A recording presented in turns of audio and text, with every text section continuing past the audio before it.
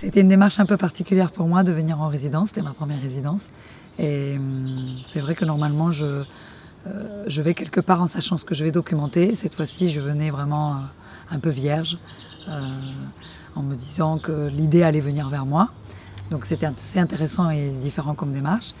Et je me suis arrêtée sur les jeunes. J'ai voulu documenter cette génération qui me semblait une génération invisible au premier coup d'œil, en tout cas ici dans ce territoire, qui est un territoire où j'avais l'impression qu'il y avait beaucoup d'ancrage sur la mémoire. Et du coup, j'avais envie d'aller plutôt vers l'avenir à travers cette génération. Donc c'est ça qui déjà m'a poussée à choisir ce sujet.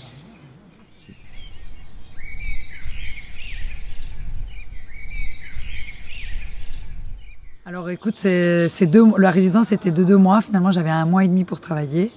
Je me disais que j'allais avoir beaucoup de temps et j'ai eu bien besoin de ce temps-là parce que c'est quand même assez difficile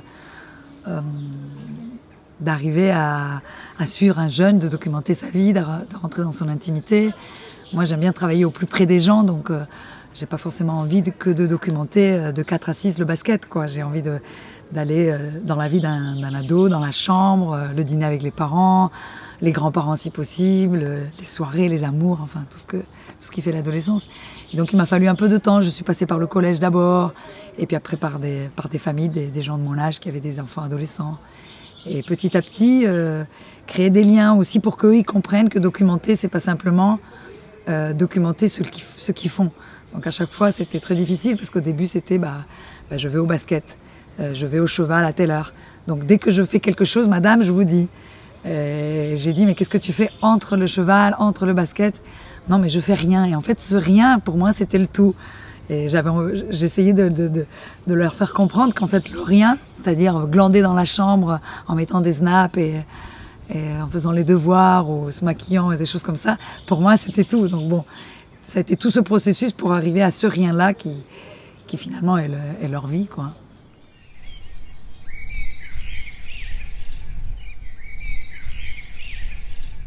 Moi, ça m'a fait plaisir, hein.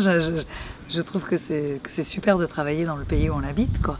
C'est vrai que je travaille beaucoup à l'international, du coup, entre la démarche qui était différente, et puis finalement un regard sur l'international, et puis finalement sur le local, pour moi c'était quelque chose de nouveau. Donc moi, ce qui est nouveau me fait plutôt plaisir.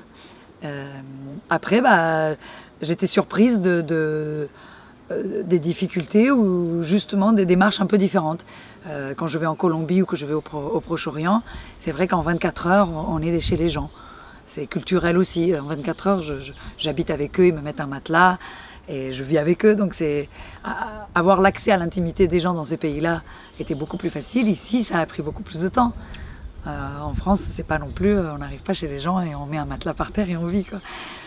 Bon, après, c'est la même langue, c'est la même culture. C'est peut-être comment surprendre les gens, comment... Il y en a qui me disaient, les jeunes qui me disaient, mais en ayant fait tout ça, ça va pas être intéressant pour vous, on n'a rien à raconter à côté des FARC ou des nomades en Iran, qu'est-ce que vous allez trouver intéressant? Moi, je me dis que tout être humain est intéressant et que ce qui se passe sous notre nez est aussi intéressant finalement. Après, je me dis, bon, peut-être que pour les autres personnes, ça va être moins intéressant parce qu'ils vont voir ce qu'ils connaissent, ce qu'ils voient tous les jours par rapport à tout ce qui est exposé ici au festival, qui est une fenêtre ouverte sur le monde, et que du coup, ils peuvent apprendre des tas de choses dans chaque exposition. La mienne va peut-être leur apprendre rien du tout, quoi. Bon, mais ça, moi, ça m'a appris, donc déjà, c'est chouette.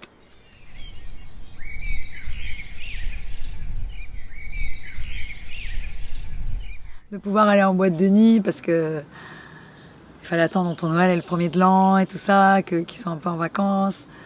Et puis je vais en boîte de nuit et le videur me vire et j'étais dégoûtée. Parce que de peur que je prenne des gens que je ne connais pas en photo et qui ne veulent pas être pris en photo, et j'avais beau leur dire que ça ira pas dans les réseaux sociaux, que ça ira sur les murs du Glénac. Bon. Après, c'est les frustrations et les aléas de la vie. Essayer d'avoir un couple d'amoureux, je me disais, c'est quand même l'adolescence, c'est l'amour. Après, c'est vrai que je me disais, qu'est-ce que je voudrais documenter? C'était un peu, des fois, tu documentes ce que tu vois, et d'autres fois, tu te dis, bon, l'adolescence, c'est quoi pour moi? Donc en fait, c'est pas non plus le résultat de l'expo. On n'est jamais vraiment objectif, quoi. C'est de la subjectivité pure. C'est ce que les jeunes me donnent et c'est ce que j'y mets aussi. Et du coup, ça fait le mélange qui est dans l'expo. Donc c'est un peu entre le documentaire et quelque chose que moi je projette aussi.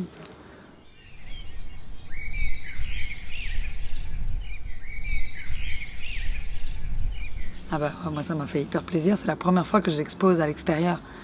Donc, et en plus avec des tirages aussi grands.